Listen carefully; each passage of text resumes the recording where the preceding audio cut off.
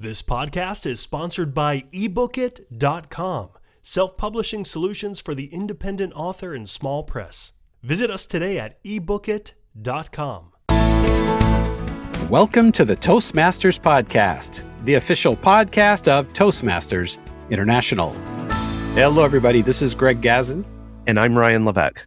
Ryan, at some point in our lives, we'll need to give the most difficult speech we've ever had to give.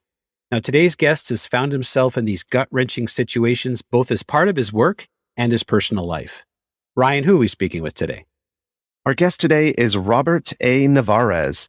Robert is a past division governor and past club president of the Fresno City Toastmasters in Fresno, California, and a current member of Henderson Toastmasters in Southern Nevada. He's the retired chief of police of Delano, California, and today works as the police de-escalation training coordinator in Las Vegas. Robert shared a reflection in the June 2022 issue of the Toastmaster magazine called "The Most Important Speech: Overcoming My Fear of Public Speaking Helped Me Tell My Father's Story." Robert Navarez, welcome to the Toastmasters podcast. Welcome. Thank you guys for having me on the show. I appreciate it. Robert, your father, Prudencio, has such a powerful presence within the article. Can you just start off by telling us a little bit about him? Absolutely. My father was a very interesting person. As I said in the article, very courageous. He came to this country as a teenager, not knowing anybody here. I know, and having spoken to him, that the reason he did that is he was looking for opportunities for his family that he hadn't yet met. And I'm one of those two children that he and my mother had. And he was able to accomplish a lot of great things in his life. But there was one thing that he could not conquer, and that was the fear that he had of public speaking. And so he did a lot, but there was some things left that I had to carry the torch forward with. I find that interesting. It sounds like your dad was a pretty charismatic guy, had an engaging personality, developed relationships. Did his fear of speaking not manifest in social situations? Was it more just on a stage or speaking up at meetings at work? Where did that stop him in his tracks, would you say? So my father had what I now call emotional intelligence. He had really high emotional intelligence. So he could meet somebody, and he had such an engaging personality. He was so friendly, and he would always tell me that the most important thing in life was to have trust. In Spanish, confianza, which, by the way, is something that has helped me to be very successful as a police executive and police chief. So he understood that, and he did a lot in order to help somebody that he had met with to trust them. And I'll give you a real quick example to illustrate what I'm talking about. As a young boy, I remember my dad teaching me socially how to interact with adults. And he explained to me that when people come over the house, that you offer them something to drink. Se les ofrece algo de tomar in Spanish. And so he would tell me that when they come, one of the first things you do is you ask them what they want to drink. As life would play out, a couple of weeks later, one of his best friends comes over the house and sits in the living room with my father. And my dad looks over at me like, "Hey, this is your cue. Jump in." So I get up and I ask Mr. Delgadillo, was his last name, "Would you like something to drink?" And he very lovingly nudges me across the back of the head. And I'm emphasizing what he actually did, but he grabs my attention and says, "No, you don't ask if they want something to drink. You ask them what they want to drink." And then here I am, a little 7-8-year-old kid wondering, what's the difference?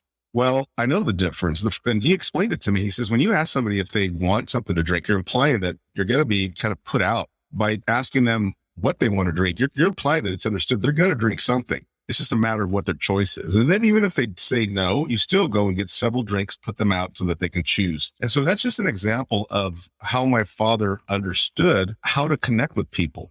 And he took great strides in teaching me how to do that. And so even though he had strong EI, when it came to speaking in front of a formal group, I think that was the difference. That would cause him a great deal of discomfort and avoidance.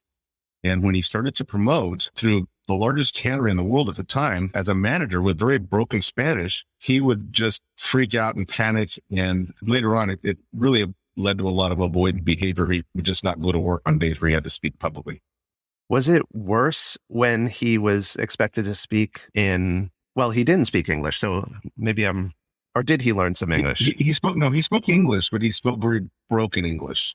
Okay. So I guess my question is, was it worse when he was attempting to speak in English versus Spanish? Was he more comfortable speaking, like you said, in a bit of a more formal situation if it was in Spanish?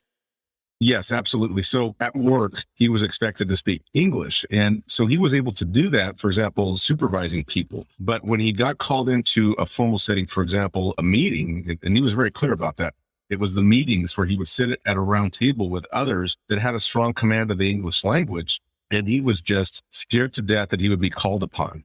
And he said the worst part was when they would give him a heads up and notice so he could prepare. He would tell me that was worse because then it would ruin the days and weeks leading up to that meeting because he wouldn't sleep because he was so worried about it. He said it'd be better if he went to work that day and they just kind of sprung it on him because he wouldn't have as much time to fret over that upcoming event.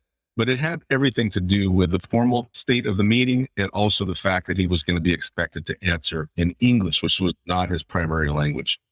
Now, in the article, it's quoted as your father telling you the worst thing in life is fear, and he warned you not to fall into that trap.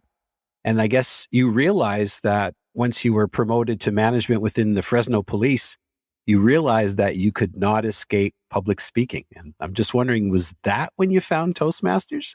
Yes, exactly. That was the interesting part, the dichotomy and what my father would tell me, the worst thing in life is fear. And that matched up based on his personal coming to the United States, what it takes to go to a foreign land and put it all on the table because of your family and the courage it takes to do that. But yet getting in front of a group of people, he would avoid that. And so I thought that's just interesting. The worst thing in life is fear. He knew darn well that the fear of public speaking was not realistic. It wasn't something that was founded in the truth. He knew that it was within his own head. And so that to me was very evident and something that I needed to overcome. And so when it became an issue for me was when I promoted to the rank of lieutenant. And in our police department in Fresno, the rank of lieutenant is a mid-management level, but it's the lowest in a series of management positions. So there's lieutenant, captain, deputy chief, and the chief. Well, as the lowest ranking management person, you get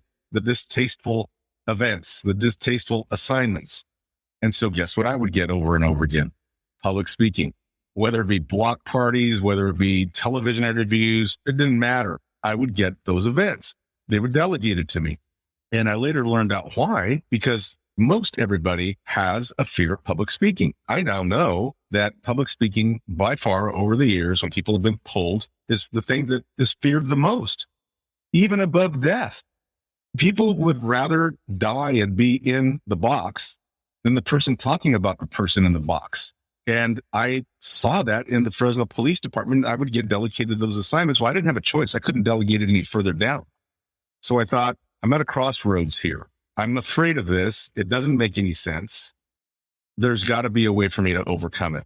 And so this was about close to 20 years ago now. And the internet was around back then. It wasn't what it is now, but I did a search, public speaking groups. I did a lot of research on the internet. So I read a lot about public speaking. I knew what was going on with me, but it wasn't enough to know something was wrong.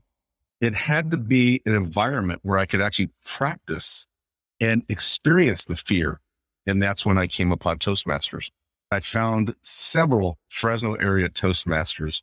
And the first one that I went to was in Fresno, California. It was one of the longest existing Toastmasters. And when I got there, I was so impressed with their ability to not only speak, but be so eloquent. And it was actually intimidating. I can't match up against these guys. But in the group, they told me, wherever you are in your state of addressing the fear of public speaking, this is a safe environment. There are members of the club that are well experienced. They've done a lot of speeches and they've overcome the fear. They're now working on fine tuning it. But if you've come here for the first time and you're afraid to get up and just say your name, you're still in a safe place. That was really important for me to hear. And so when I got up and I did my introduction, not my first speech, not my icebreaker, but just an introduction, I experienced that fear all over again. Everything within my body, all the symptoms, they came back. But I learned in that first meeting that fear was not going to kill me. It was just my body misinterpreting something as a dangerous situation. And over time, when I would experience that, I would be okay with it. And what I refer to it as I kind of got used to dancing with the fear. And then eventually the fear left. So speaking about that fear, let's just jump forward a little bit. Obviously, you have come a long way since your first days of Toastmasters. You were, for example, the top cop in Delano, California, population about 50,000. So one would expect that you would be the person, pretty much the top cop at the mic all the time. What was one of your biggest challenges doing that? The biggest challenge for me was in Delano. I'd been there for 2 years, and the city was pretty violent back then. The first year I got there were 10 murders, which is an awful lot for a city of 53,000. But about a year and a half ago, we had a murder of 2 little girls, I believe 11 and 12 years old, where a gang member ran up on the house, approached and fired numerous rounds into the residence and struck 5 people and killed these 2 little girls. And we had a victims vigil a few weeks later, and there were a lot of victims, families of deceased persons that had succumbed to gang violence. And I remember looking out at the audience and seeing the mothers. And I thought, I have to be able to put together a speech in about 15 minutes and be able to connect. And so my prepared remarks, I started scratching through them, and I had to find a way to connect with them. You can find this speech online, but I was able to deliver that speech in such a manner and allow myself to get consumed in the emotion, allow myself to feel the emotion that was present from all these people that were just looking for somebody to give them some ray of hope, and that the deceased lives haven't been taken in vain.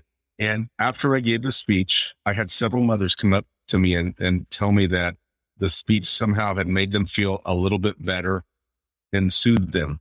And so I knew that my speech had accomplished its purpose. There's no way I could have done that without the skills that I have gained through Toastmasters. I think I'd like to hear that speech, listen to that speech. We'll see if we can dig up the link. You can. It's online. If you type in Delano Victim Vigil, the video is there. And you know, it was on there a few weeks ago when I checked, and it's in its entirety. So hopefully you can find that. We'll pull that up and we'll include that in the show notes. Robert, I'd like to ask you to share a little bit more about the weight of speaking during these crucial moments. And you mentioned some of them in your article. You just mentioned, of course, addressing families who lost loved ones to gang violence. You talk about the eulogy that you gave for your father, coming up with some words or stories or something to pay tribute to this loved one who meant so much. And of course, weighty moments can also take a happier form. I think of giving a toast at a wedding, which is probably going to be filmed. So it's a broad question, but what are your thoughts about the challenge of carrying the responsibility of communicating something meaningful at a critical moment?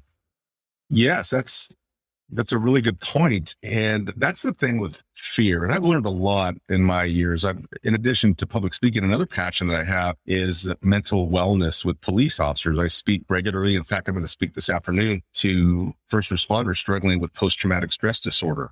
And I go into the physiology of fear, breaking it down in very simplistic terms, what's happening within your body, the chemicals that are being released when somebody experiences fear. And so what I do is I take the curtain down and look behind and see what it is. And the truth is, it's nothing more than just bodily reactions that are misperceiving something as dangerous. So another fear that I have is I'm not fond of heights. I'll do them. And so as life would have it, I was asked to do a wedding ceremony here in Las Vegas for a close friend of mine. And they asked me to do it in the lake, which is that big merry-go-round, Ferris wheel, whatever it is that goes up in the air here in Vegas.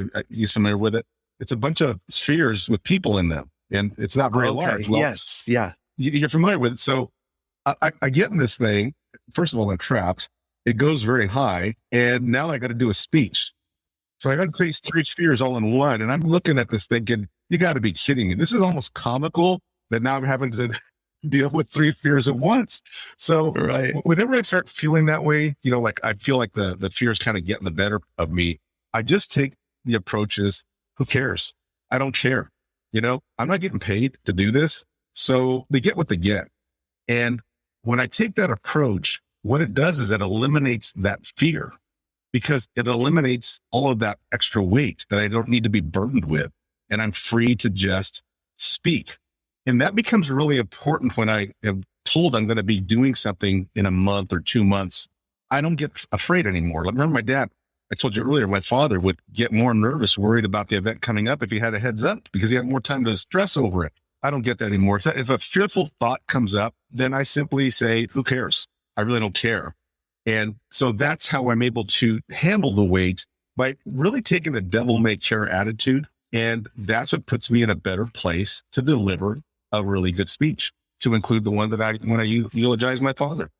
Robert, you're mentioning about the weight. You mentioned about the emotions. And when you started talking about finding a way to address the families, I just had shivers going down my spine. And you may not be aware of this, but Ryan is aware of this. But 15 months ago, I lost my spouse. And I still remember realizing that I know I have to give a speech. I have to do a eulogy, and all the emotions that went through my body. And obviously I was having a lot of grief, but I also realized I had a responsibility to say something meaningful.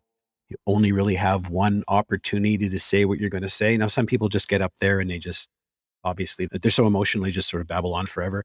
But I felt it was really, really important that I shared something to have some sort of closure. And even now, as we're speaking, I'm really, really feeling it. So I just can't imagine that how you're able to, each time you do this, find the power. Yes, Toastmasters definitely came into play. How are you able to do this all the time like that? Earlier I said it's a lot to do with my attitude towards the speech. And when I say who cares, I'm really telling myself, hey, relax. What's the worst going to happen, right? You've never died from being nervous over a speech or even having a panic attack during a speech. I've had panic attacks during speeches. One of the first big ones I gave when I was addressing a group of psychologists.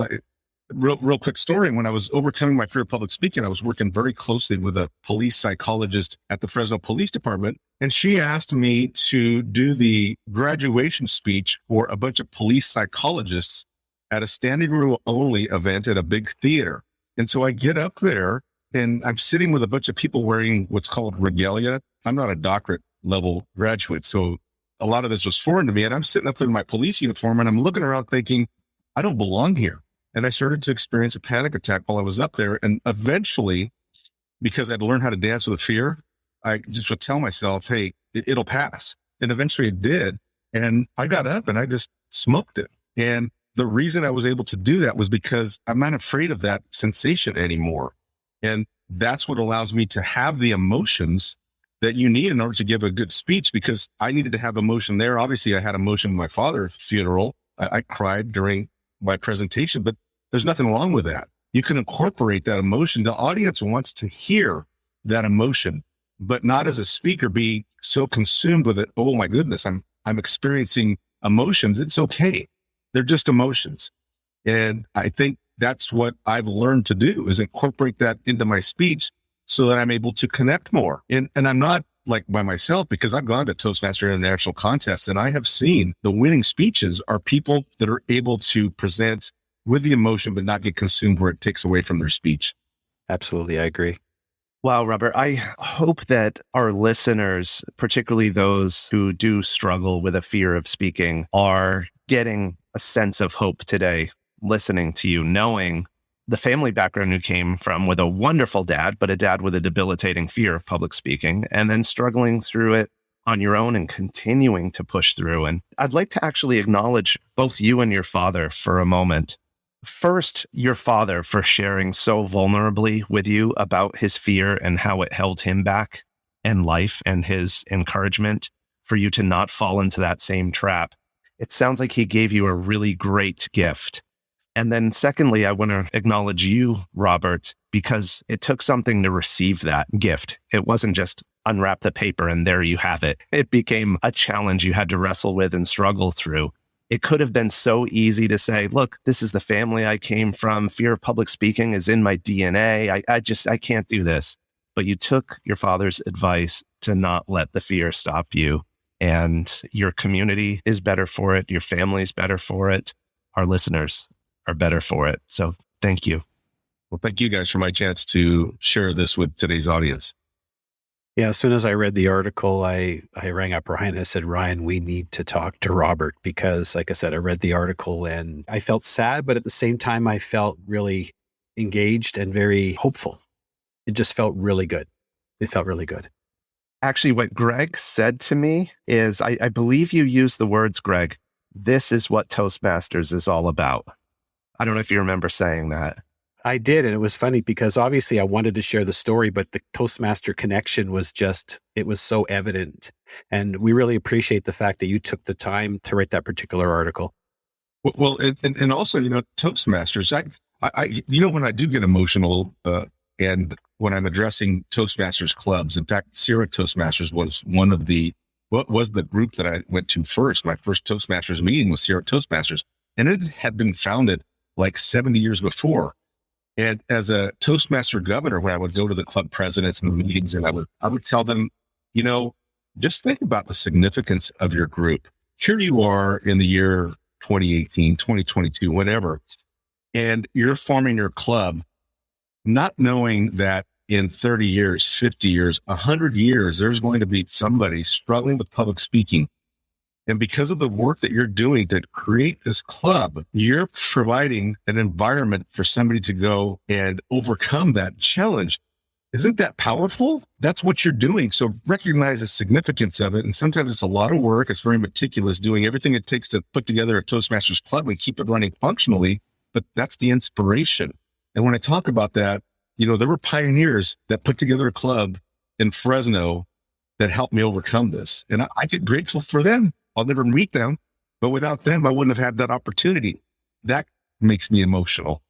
Yeah. Nice. And we would, of course, not have met each other if it wasn't for Toastmasters. Right. Yes. Folks, if you're listening out there, there are a lot of golden nuggets in today's episode, and please take the time to share them with people. Let them know about the podcast. Let them know about Toastmasters.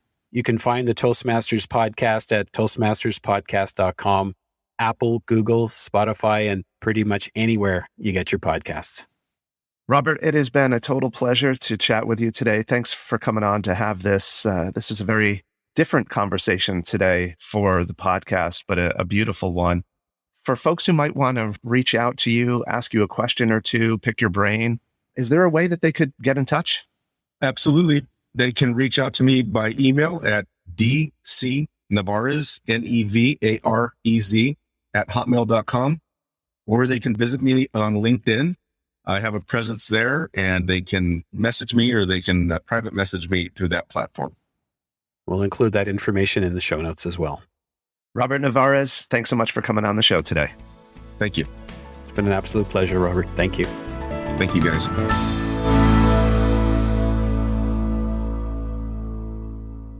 Isn't it about time you published that book you've been thinking about?